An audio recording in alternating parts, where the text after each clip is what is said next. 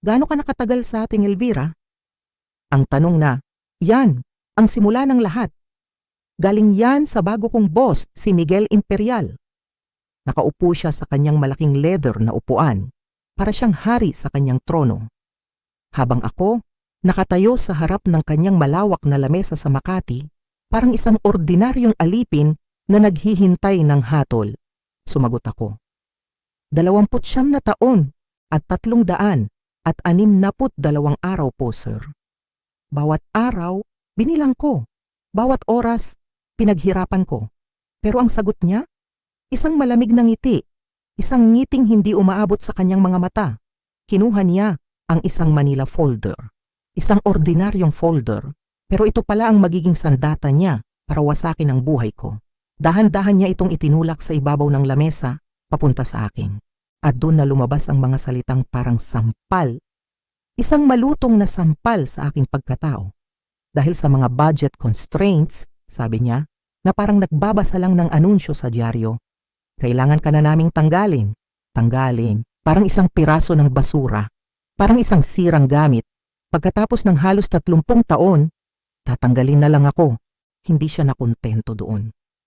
Itinuro niya ang folder gamit ang kanyang daliring malinis na malinis, parang diring-diri siyang hawakan ito. Ito ang severance package mo. Pirmahan mo ito bago matapos ang araw bukas, sabi niya, at sa wakas ay tumingin siya sa akin. Isang tingin na puno ng pagmamataas. Isang tingin na nagsasabing panalo na siya. Kung hindi, wala kang makukuha ni isang pusing. Walang hiyaman kung pakinggan pero ganun talaga. Layas na. Layas. Isang salita na sumaksak sa puso ko.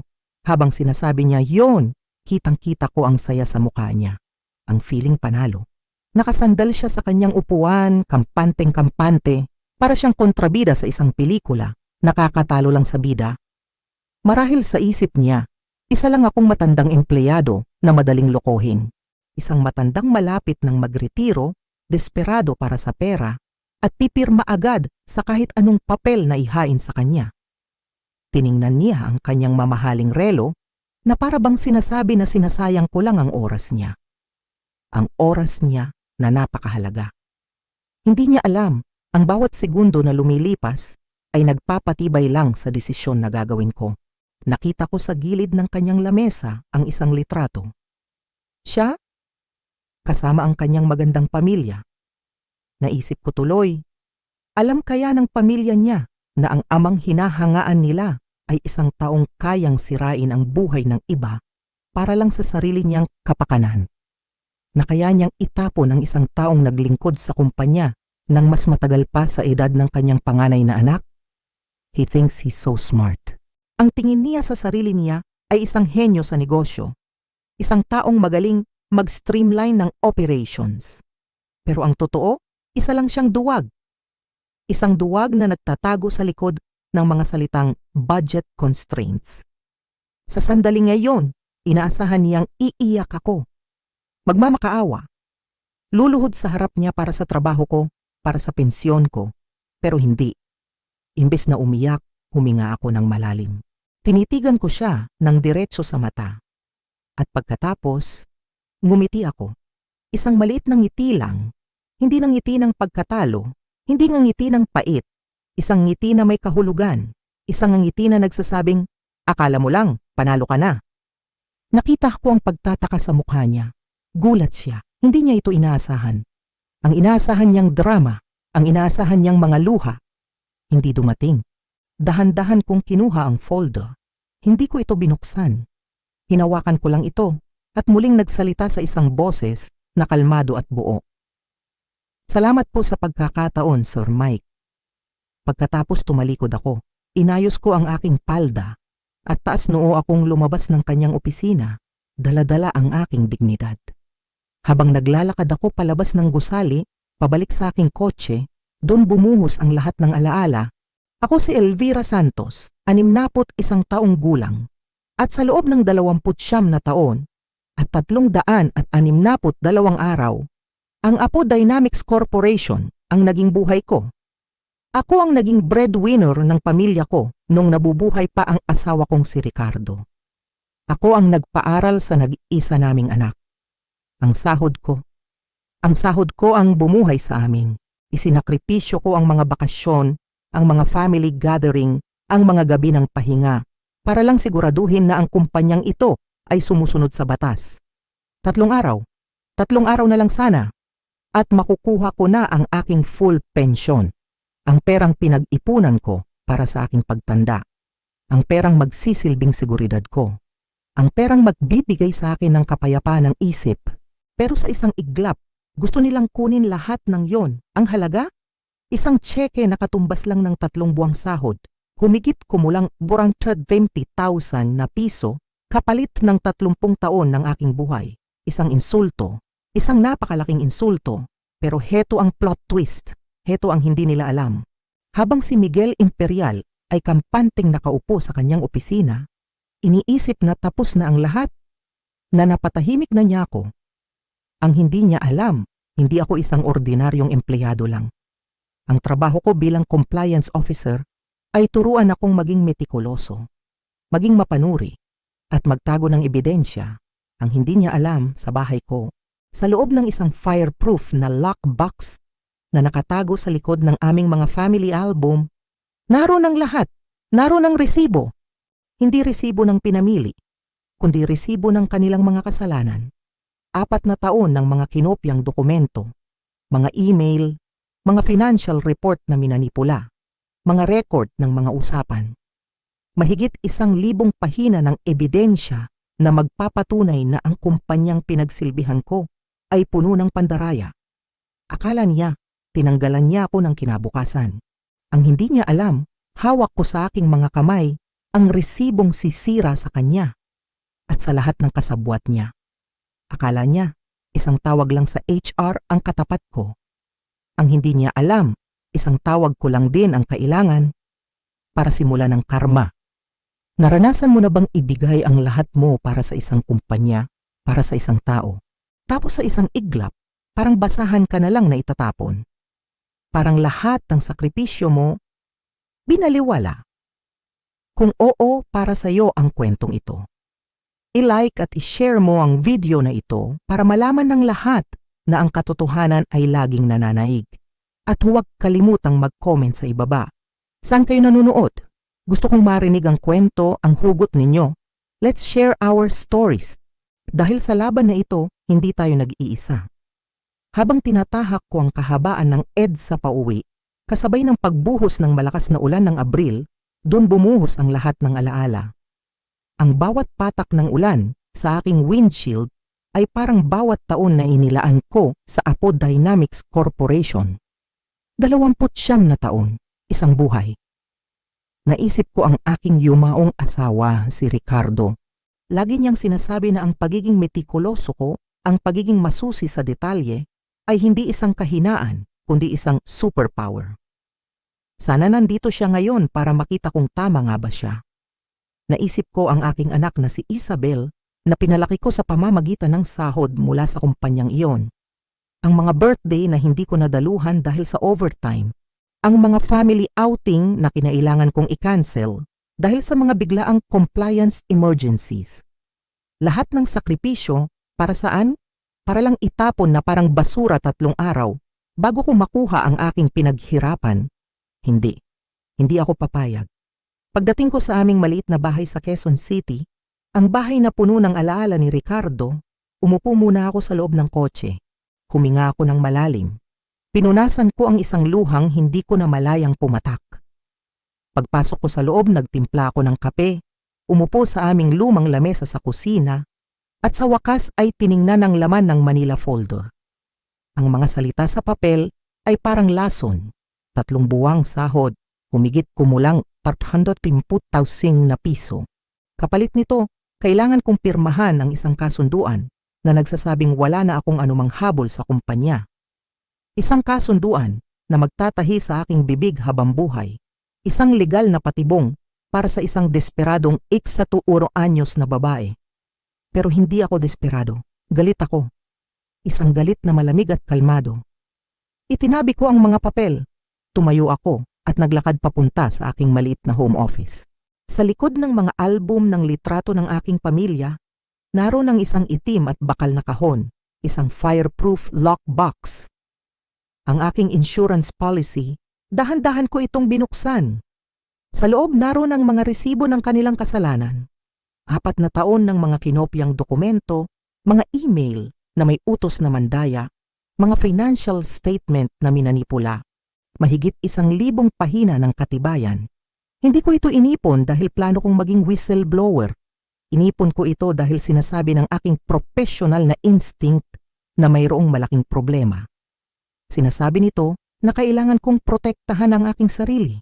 Sa sandaling iyon, habang hawak ko ang bigat ng mga dokumento sa aking mga kamay, alam ko na ang instinct ko ay tama. Hindi ito ang katapusan ng aking kwento. Ito pa lang ang simula. Hawak ang mga dokumento, kinuha ko ang aking telepono. May isang pangalan doon na matagal ko nang hindi tinatawagan. Attorney Gregorio de Leon o Greg, gaya ng tawag namin sa kanya noon. Si Greg ay ang dating Chief Financial Officer ng Apo Dynamics. Isa siya sa iilang executive na rumirespeto sa trabaho ko. Nakikita niya ang halaga sa aking pagiging masusi habang ang iba ay naiinis lang. Alam kong umalis siya sa kumpanya para magtrabaho sa isang ahensya ng gobyerno sa Securities and Exchange Commission, ang SEC. Siya ang tamang tao na tawagan. Nag-alinlangan ako sandali. Ang daliri ko ay nakatapat sa kanyang pangalan. Kapag ginawa ko ito, wala nang atrasan. Pero nang maalala ko ang mapanlibak ng ngiti ni Mike Imperial, ang mga salitang layas na, nawala lahat ng aking pag-aalinlangan. Pinindot ko ang call button. Sumagot siya sa pangatlong ring. Greg, sabi ko, sinubukan kong panatilihing kalmado ang aking boses. Si Elvira Santos ito. Nagkaroon ng sandaling katahimikan pagkatapos ay narinig ko ang kanyang pamilyar na boses. Elvira, kamusta ka na? Matagal na tayong hindi nag-uusap. Kinuwento ko sa kanya ang lahat. Mula sa biglaang pagpapatawag sa akin sa opisina ni Mike, ang budget constraints, ang severance package, hanggang sa timing. 3 araw bago ang aking pensyon. Nakinig siyang mabuti. Walang putol, walang paghuhusga. Nang matapos ako, hindi siya nagsalita agad. Narinig ko lang ang kanyang malalim na paghinga sa kabilang linya. Pagkatapos, nagsalita siya sa isang boses na seryoso at puno ng bigat. Elvira, sabi niya, hindi lang ito basta wrongful termination.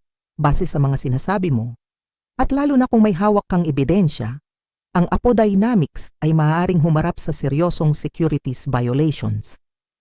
Ang mga salitang iyon ay nagbigay sa akin ng kakaibang lakas. Hindi lang pala ako nag-iisa sa aking hinala. May pangalan pala ang krimen na ginagawa nila. Inilarawan ko sa kanya ang mga dokumentong nasa aking lockbox, ang mga peking loan applications, ang mga minanipulang quarterly reports, ang mga email.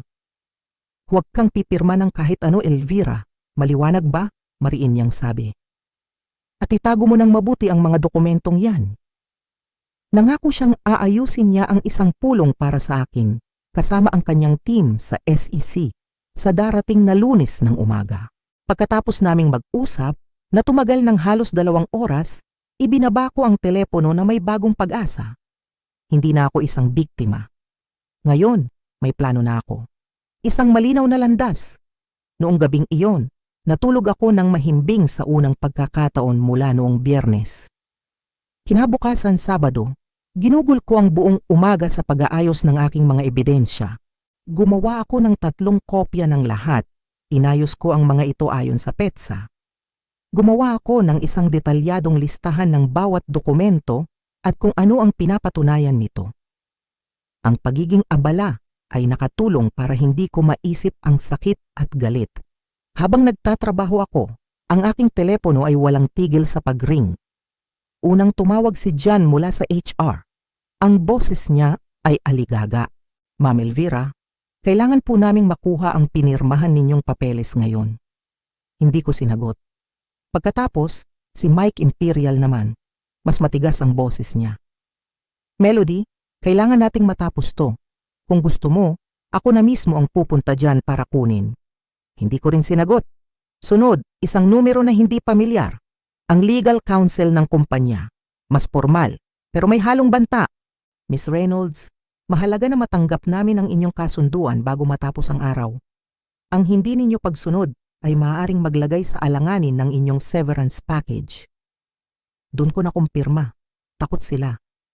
Alam nilang may mali sa ginawa nila at gusto nilang makuha ang pirma ko para wala na akong habol. Ang kanilang desperasyon ang nagbigay sa akin ng kumpiyansa. Nagpatuloy ako sa pag-aayos. Bandang 4:30 ng hapon, habang nagpapahinga ako may biglang nag-doorbell. Dahan-dahan akong sumilip sa peephole. Nanlamig ako, si Mike Imperial. Nakatayo mismo sa labas ng pinto ng bahay ko. Ang kanyang mamahaling suit at makintab na sapatos ay mukhang katawa-tawa sa aming simpleng kapitbahayan. Hindi ako gumalaw, hindi ako huminga, kumatok siya ng malakas. Elvira, alam kong nandiyan ka. Ano ba to, kalokohan? Pirmahan mo na lang ang mga papel para matapos na tayong lahat. Sigaw niya mula sa labas. Nanatili akong tahimik. Pinanood ko lang siya mula sa peephole. Ang kanyang mukha ay namumula na sa inis. Pagkatapos ng ilang minuto, sumuko rin siya. May inilagay siyang sobre sa aking mailbox at bumalik sa kanyang mamahaling kotse at mabilis na umalis. Hinintay ko siyang mawala sa kanto bago ko kinuha ang sobre. Isa na namang kopya ng kasunduan. Pero sa pagkakataong ito, may sulat kamay sa itaas. Huling pagkakataon, pirmahan bago Nimo, Serie M ng Lunes. Ngumiti ako. Ang dating amo na kayang tapusin ang karera ko sa isang salita, ngayon ay nagmamakaawa sa labas ng aking bahay. Ang kan-kan ng kapangyarihan ay unti-unti nang bumabaliktad. Pagsapit ng Lunes ng umaga, isang kakaibang kalinawan ang bumalot sa akin. Nagsuot ako ng aking navy blue suit, ang isinusuot ko para sa mga mahahalagang pulong. Inilagay ko ang isang set ng mga dokumento sa isang ligtas na briefcase. Nagmaneho ako papuntang downtown, papunta sa gusali ng gobyerno kung saan naghihintay ang team ni Greg. Ang bigat ng aking gagawin ay ramdam na ramdam ko. Pero kasabay nito, mayroon ding pakiramdam na ginagawa ko ang tama. Ang opisina ng SEC ay simple lang pero may aura ng kapangyarihan. Sinalubong ako ni Greg sa lobby. Elvira, sabi niya na may ngiti. Sana sa mas magandang pagkakataon tayo nagkita. Dinala niya ako sa isang conference room. Sa loob ay may 2 tao pa, si Angela Brennan, isang senior enforcement attorney, at si James Ocampo, isang forensic accountant. Bago kami magsimula, nagsalita si Angela. Mrs. Santos, mahinahon niyang sabi, gusto ko lang kumpirmahin na naiintindihan ninyo ang prosesong sisimulan natin ngayon. Kapag ibinahagi ninyo sa amin ang impormasyong ito, magiging opisyal na ang investigasyon, wala nang atrasan. Tumingin ako sa kanilang 3 at pagkatapos ay sa briefcase sa tabi ko, tumango ako ng may buong determinasyon. Naiintindihan ko po. Sa sumunod na 3 oras, inilahad ko ang lahat. Inumpisahan ko sa mga maliliit na irregularidad na una kong napansin 4 na taon na ang nakalipas. Ang mga shipment na hindi tumutugma sa mga invoice, ang mga quality control certificate na pinipetsahan pabalik pagkatapos maipadala ang mga produkto, at kung paano lumala ang lahat sa ilalim ni Mike Imperial. Bawat pahayag ko ay sinusuportahan ng dokumento mula sa aking briefcase. Habang nagsasalita ako, si James Ocampo ay abala sa pagsusuri ng mga financial statement. Maya-maya, umiling siya. Ang mga pagkakaibang ito, hindi ito maliit, sabi niya, na nakatingin kay Angela. Sistematikong pinalaki ng kumpanya ang kanilang kita nang hindi bababa sa 18% sa nakalipas na 2 taon. Ito ay malinaw na securities fraud. Tumingin sa akin si Angela. At inireport ninyo ang mga problemang ito sa loob ng kumpanya? Tanong niya. Paulit-ulit po, sagot ko, habang ipinapakita sa kanila ang mga kopya ng aking mga memo at email. Lagi nilang sinasabi na inaasikaso na o na mali lang ang interpretasyon ko sa datos. Pagkatapos ng 3 oras, pagod ako pero gumaan ang pakiramdam. Bago ako umalis, sinabi ni Angela ang mga susunod na hakbang. Ang investigasyon ay karaniwang confidential, pero dahil sa bigat ng ebidensyang ibinigay ko, maaaring kumilos sila ng mabilis. Hindi ko akalain kung gaano kabilis. Hindi pa man ako nakakalayo sa gusali ng SEC, tumunog na ang aking telepono.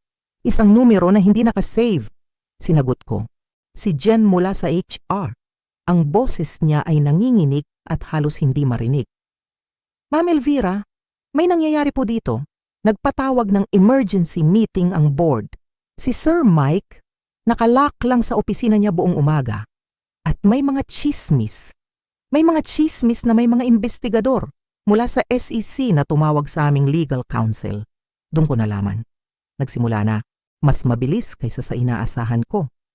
Malamang, agad na kinuntak ng SEC ang legal team ng Apo Dynamics pagkatapos ng aming pulong. Hindi ako nagulat dyan, kalmado kong sagot. Nag-atubili siya sa kabilang linya. Ma'am, kayo po ba? May ni-report po ba kayo? Hindi ko siya sinagot ng diretso. Ginawa ko lang ang dapat kong ginawa noon pa, sabi ko. Isang oras ang lumipas, tumunog na naman ang telepono ko. Sa pagkakataong ito si Mr. William Tan, ang chairman of the board. Isang tao na halos hindi ako kilala sa loob ng halos 30 taon. Ngayon, personal niya akong tinatawagan. Ang kanyang dating kumpiyansang boses ay puno ng pag-aalala. Mrs. Santos, sabi niya, mukhang mayroon tayong sitwasyon dito na nangangailangan ng iyong opinyon. Pwede ka bang pumunta sa opisina bukas ng umaga para mag-usap tayo? Naramdaman ko ang pagbabago. Ako na ngayon ang may hawak ng baraha. Pasensya na po, Mr. Tan, pero hindi po pwede, sagot ko, na may bagong kumpiyansa. Anumang pag-uusap ay dapat may kasamang abogado ko. At marahil, mga kinatawan mula sa Securities and Exchange Commission. Sigurado akong naiintindihan ninyo. Ang katahimikan sa kabilang linya ay napakabigat. Sa wakas, tumikhim siya. Nakikita ko, sige, marahil ay aayusin natin ang isang mas formal na pag-uusap. Pagkababa ko ng telepono, wala akong naramdamang saya. Pagod lang. Pagod dahil kinailangan pang umabot sa ganito. Hindi ko kailanman ginustong maging isang whistleblower. Gusto ko lang gawin ang trabaho ko ng may integridad at magretiro ng payapa. Pero sila ang pumilit sa akin. At ngayon, haharapin naming lahat ang mga kahihinatnan. Pagsapit ng Miyerkules, sumabog na ang balita sa mga business publications. SEC, iniimbestigahan ang Apo Dynamics dahil sa posibleng pandaraya. Bumagsak ang stock ng kumpanya. Noong araw ding iyon, nakatanggap ako ng isang formal na sulat mula sa legal department ng Apo Dynamics. Binabawi nila ang aking pagkakatanggal at inilalagay ako sa administrative leave na may buong sahod at benepisyo. Isang malinaw na pagtatangka ang nabawasan ng pinsala, pero huli na ang lahat. Kumuha ako ng abogado, si Attorney Barbara Reyes, isang matapang na babae na eksperto sa corporate law. Kinabukasan, magkasama kaming bumalik sa headquarters ng Apo Dynamics.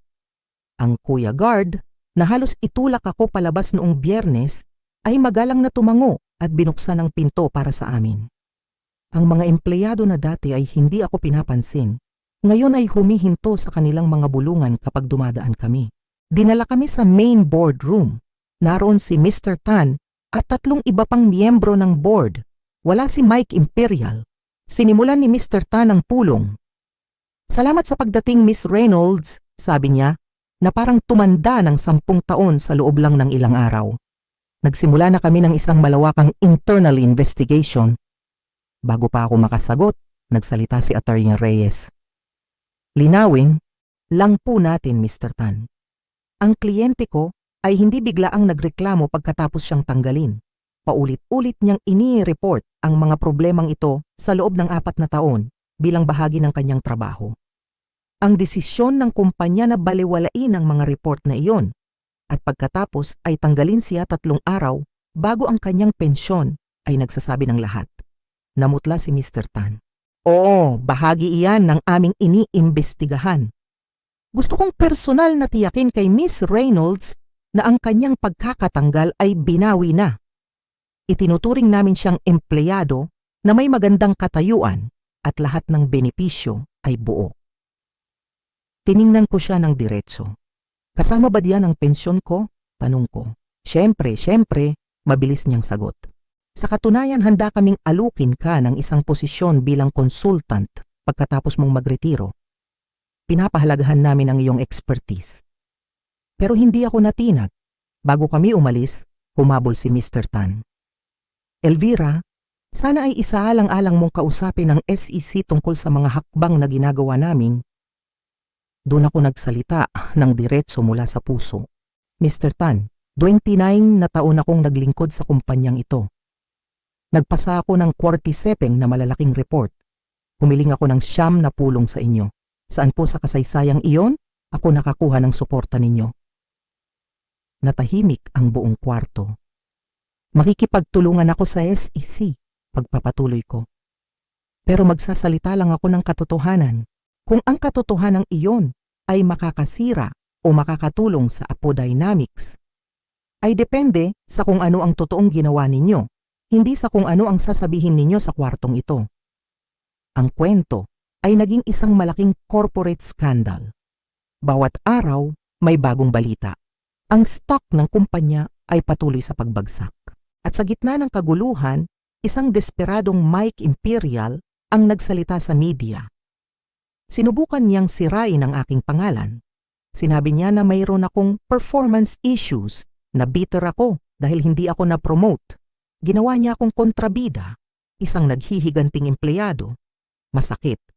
Masakit makita ang iyong integridad na kinukwestiyon sa publiko. Tumawag ang anak kong si Isabel, galit na galit. Manakita niyo ba ang balita? Mga sinungaling sila. Hayaan mo sila anak, sabi ko sa kanya. Ang ebidensya ang magsasabi ng totoo. Pero alam kong kailangan kong gawin ang isang bagay. Ang atake ni Mike ay nagbigay sa akin ng dahilan para ilabas ang aking huling baraha, ang alas ko. Kinabukasan pumunta ako sa aking bangko at binuksan ang aking safe deposit box. Sa loob may isang selyadong sobre na inilagay ko doon 3 taon na ang nakalipas. Naglalaman ito ng mga kopya ng email sa pagitan ng pinalitan ni Mike at 2 miyembro ng board. Malinaw sa usapan nila kung paano pagandahin ang mga numero sa isang mahalagang acquisition. Aksidente ko itong nakita habang nag-a-archive ng mga lumang file at may nagsabi sa akin na itago ito ng hiwalay. Hindi ko ito isinama sa aking unang report sa SEC dahil hindi ito direktang konektado sa mga kasalukuyang isyu. Pero ngayon na sinusubukan ni Mike na sirain ako, ang mga email na ito ang magpapatunay na ang kultura ng pandaraya sa Apo Dynamics ay matagal nang nakaugat bago pa man siya dumating. Ipinapakita nito na ang problema ay hindi lang si Mike Imperial. Ang problema ay ang buong sistema. Tumawag ako agad kay Greg. Greg, sabi ko, mayroon pa akong isang bagay na kailangan ninyong makita. Ito, babaguhin nito ang buong kwento.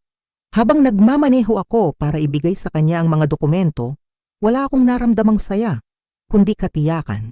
Ang katiyakan na ang buong katotohanan, gaano man ito kapangit, ay lalabas na.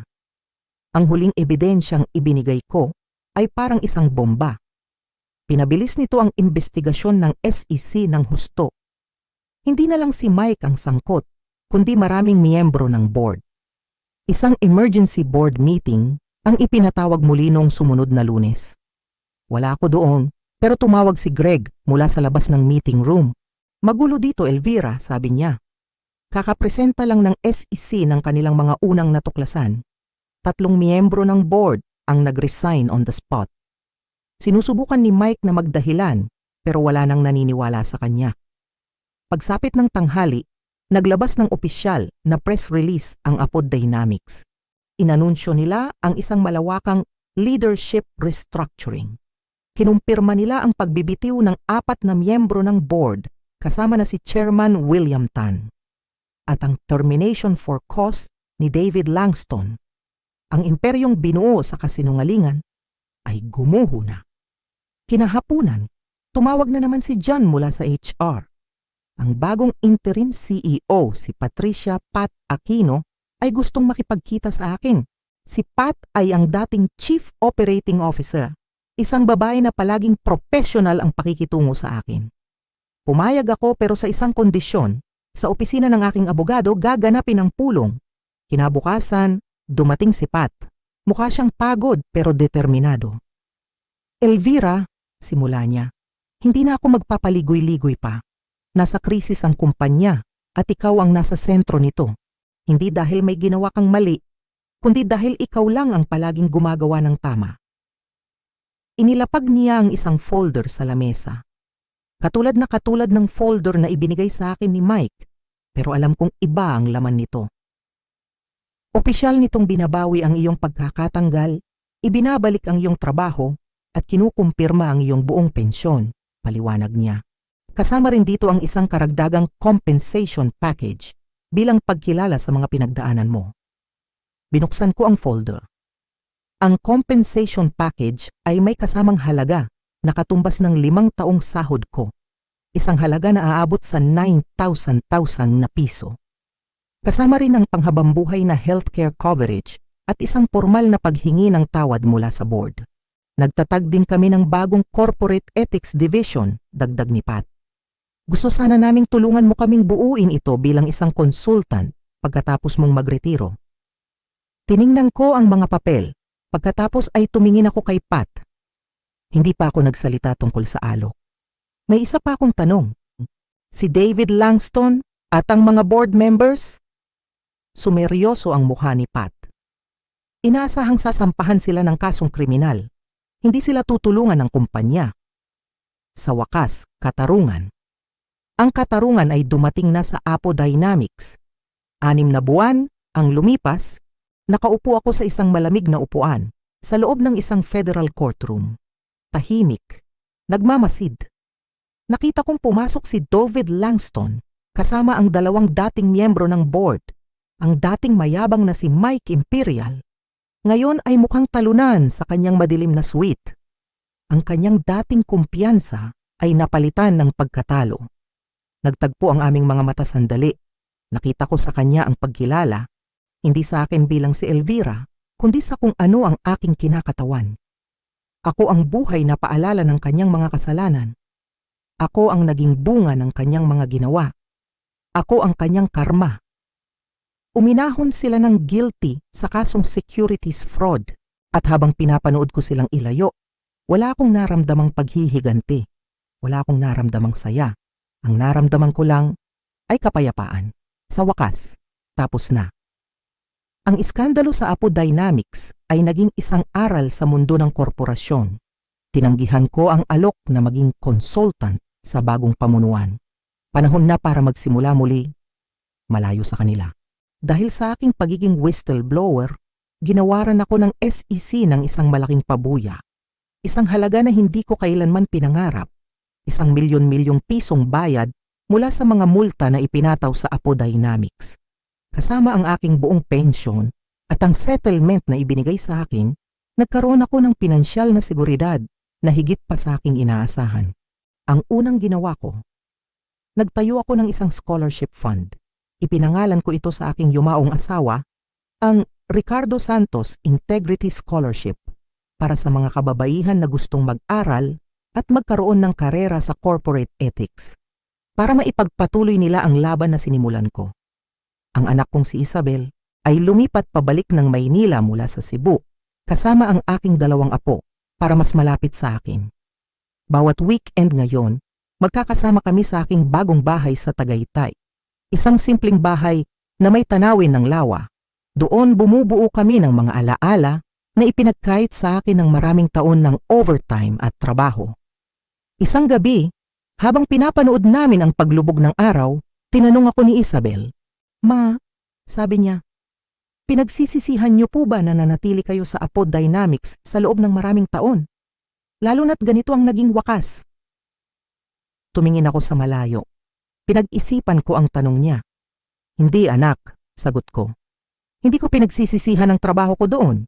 Pinagsisisihan ko na kinailangan pang umabot sa ganito para lang sila matuto. Pero ang integridad, ang paninindigan sa tama, hindi lang ito ginagawa kapag madali ang lahat. Ginagawa ito lalo na kapag mahirap, lalo na kapag may kapalit." Ngumiti siya. "Tinuro niyo po sa akin yan, Mama, hindi sa salita, kundi sa gawa." Sa sandaling iyon, napagtanto ko. Iyon ang pinakamahalagang tagumpay sa lahat. Hindi ang pera, hindi ang paghihiganti, kundi ang kaalaman na naipakita ko sa aking anak kung ano ang ibig sabihin ng manindigan para sa iyong mga pinaniniwalaan, anuman ang kahinatnan. Ang kwento ko ay hindi kwento ng paghihiganti. Ito ay kwento ng isang simpleng empleyado na ginawa lang ang kanyang trabaho, ang idokumento ang katotohanan. Ang pagkakaiba lang, sa pagkakataong ito sa wakas, may napilitang makinig